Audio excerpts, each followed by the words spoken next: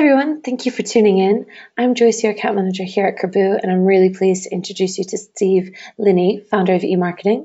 If you had any questions following this webinar, please don't hesitate to send us those via email or Twitter, both to Calc or to Steve, or as comments on our blog post or YouTube video.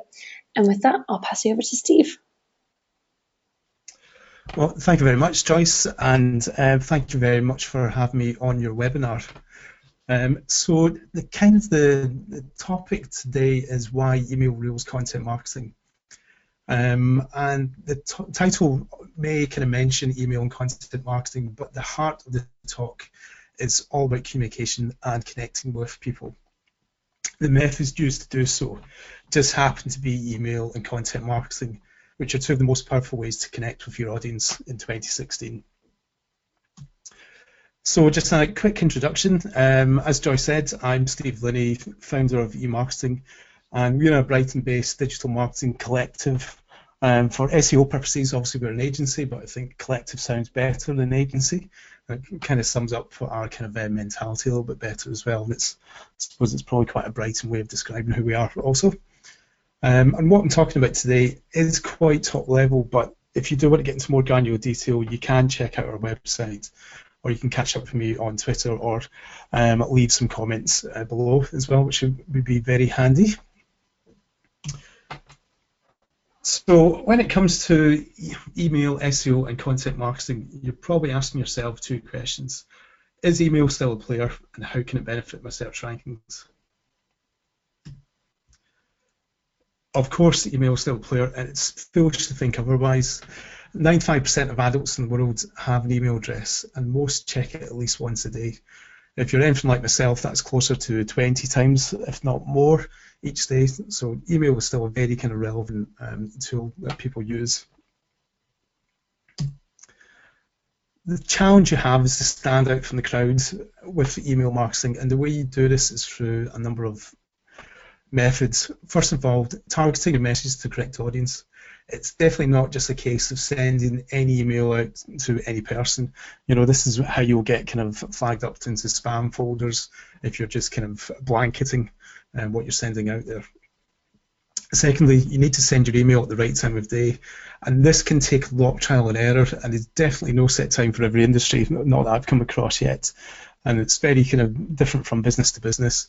For example, when we're doing some work with the learning people who are an online training company, we always find it best to kind of send emails at 7:30 in the day, which tends to be kind of cover the period when people were going to work, so they had kind of time to kind of sit and look at an email about training courses, which maybe would help them to get a better job.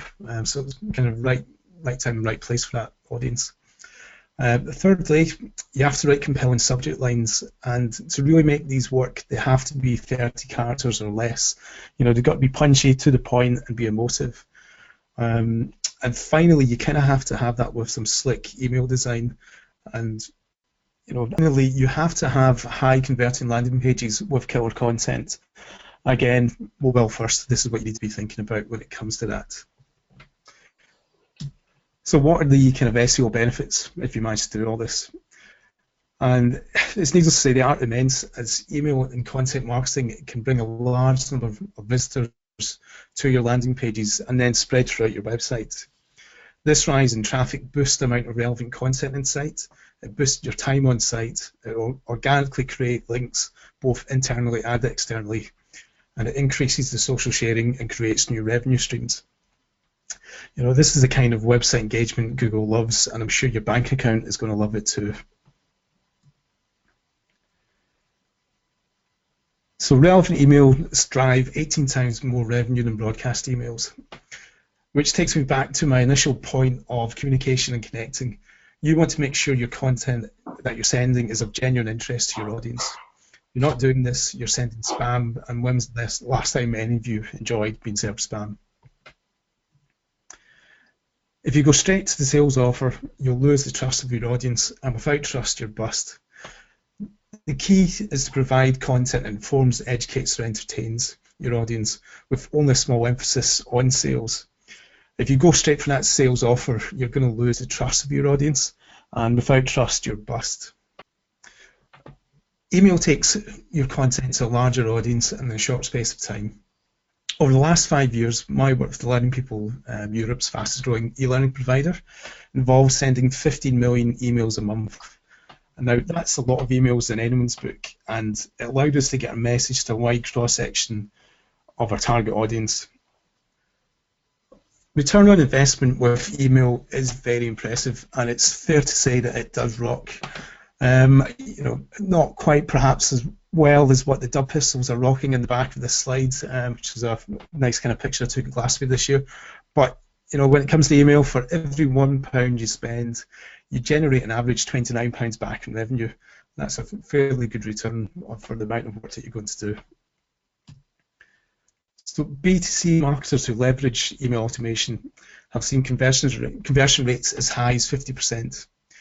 With conversion rates, I'd consider anything under 10% as being a poor email, but that would be a roaring success if you can compare that with social or SEO. And when I say conversion, what I kind of mean there is it could be someone comes to your website and then leaves their details, be for a sign up as a subscriber or to leave their details to then get a sales call. To get the type of numbers that are pushing 50%, you really have to be curating your email marketing in such a way that you're providing the service. And that service is based around delivering high quality content. If someone goes out their way to leave you their email address, that's a bit of effort they've gone to there. They may not yet love you, the slide is suggesting, but they are willing to invest in your content. Over time, if you continuously deliver great content, then people will start to begin to look forward to it, and then they will begin to love it also. And if they love your content, they love your brand. This is a bit of a mantra of mine, and it's surely what it's all about, really. You kind of want people to kind of buy into what you're about and what you're really trying to promote yourself as. Now, subscribers are worth the weight in gold, and this is a point I really can't emphasize enough.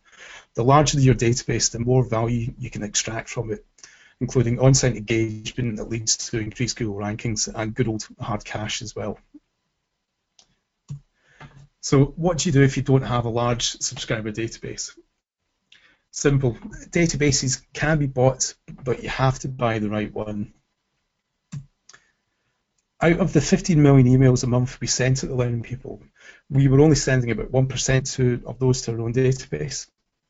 The rest was sent through our job board partners, as people on their databases were likely to be interested in online training courses that helped boost their career.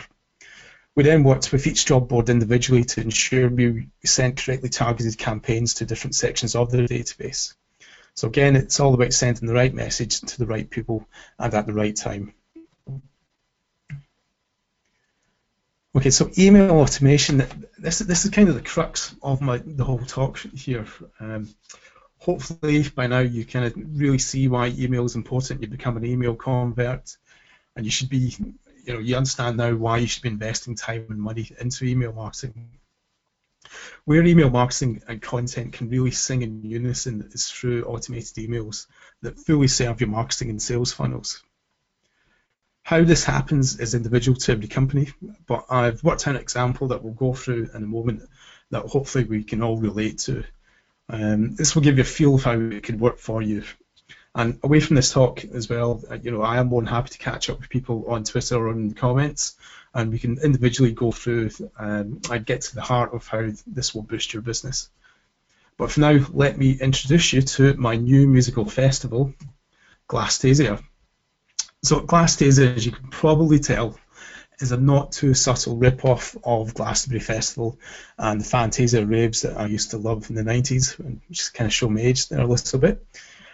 So this year's Glastonbury, I was really looking forward to kind of getting old school rave onto Carl Cox and Joey Beltram, and some quality techno, which again is really kind of aging me in that kind of late 90s zone at the moment. However, now I am mid-30s-ish and not a 20-something raver. I actually had a far better time watching Will Young. And this is Will Young looking fabulous in his last-minute dress. So the story behind the dress is that Will's costume got lost in the mud, which, like many things at Glastonbury, got lost in the mud this year. It was definitely a struggle at times. However, his manager kind of went out and bought him this dress to wear instead, and it's fair to say it went down really well with the crowd, and people loved it. You could actually believe that it was a made-up story, and the dress was there on purpose, which I'd like to think it wasn't, but anyway, it was fun to say the least. So back to the kind of the crux. It's all about shareable content, and again, this is something I can't emphasize enough. You want to get your audience excited, and you want them to tell all their friends about it too. Email subscribers are 3 times more likely to share your content via social media. I love this stat as it completely highlights the fact that a solid content marketing and email go hand in hand. Putting relevant content out means your audience will lap it up. So with Glastasia, there's 2 ways that I've captured someone's details. The first is when they've signed up as a subscriber, and the second is when they actually buy a ticket. As a subscriber, you're going to receive regular updates of shareable content. Through our content, a subscriber can really get to know the event and what will be going on. We'll be sending out snippets of info that pulls the visitors back to the website and helps build up that fear of missing out. We'll also send content on new artists and info on why they're going to absolutely love Glastasia, such as, we've got the best DJs and the nicest toilets. And if anyone's been to a festival, you know that a toilet will make and break a festival. So the second way to tackle your subscribers is to turn them into paying customers. So a non-spammy offer is called for. We continue with the fear of missing out by showcasing how great the lineup is and how diverse the stages are. But this time we also offer ticket packages, and we give a deadline for when those packages can no longer be bought. I like to kind of keep things to a 3-to-1 ratio. So for every 3 bits of useful information you send, you can then send, and you should be sending, an offer, especially if they're in that kind of funnel to buy a ticket. If they've already bought a ticket, you don't need to send them any more kind of offers.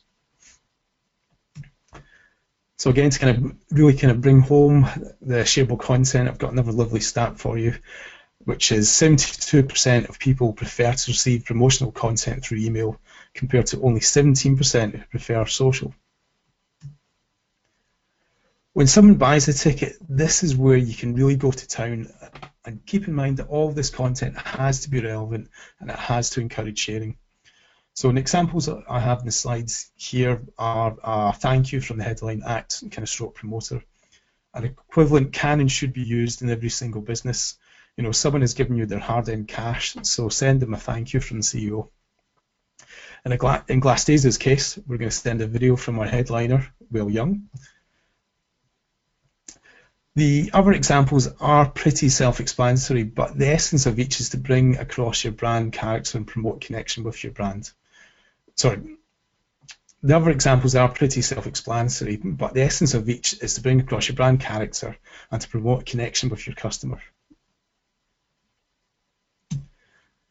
So you have your list of what to send. Now you just need to break it down to when you're going to send it. Day 1 is a thank you and purchase details. This should be the same across every industry. We then jump to day 4 when we're going to send out some more content, which is details what you and your friends are going to love at Glastasia.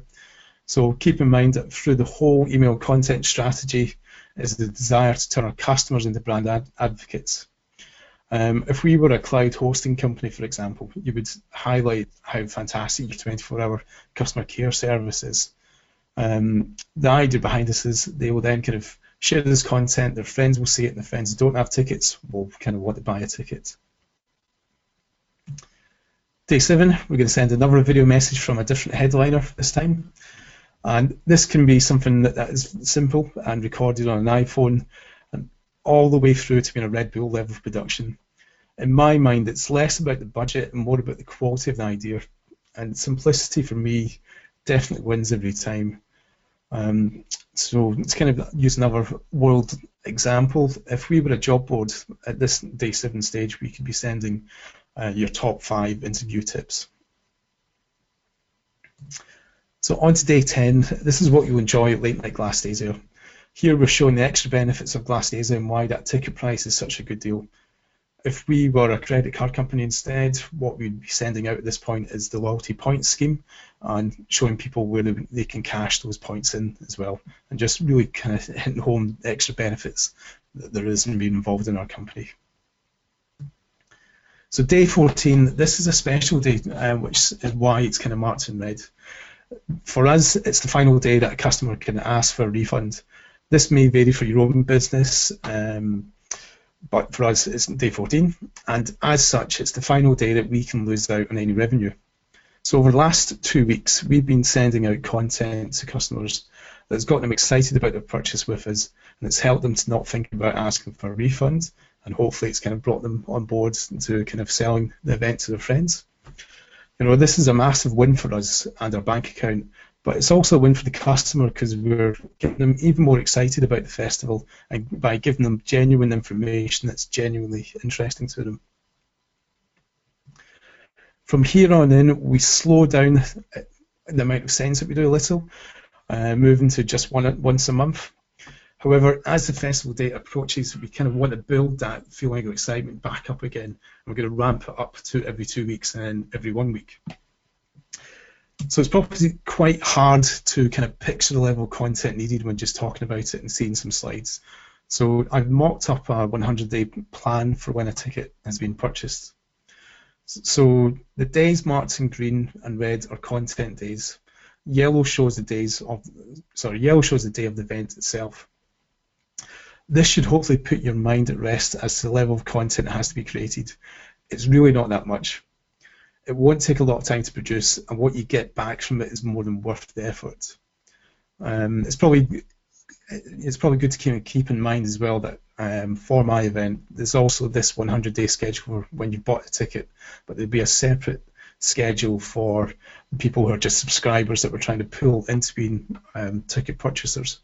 So they have to kind of work in unison and feed into each other.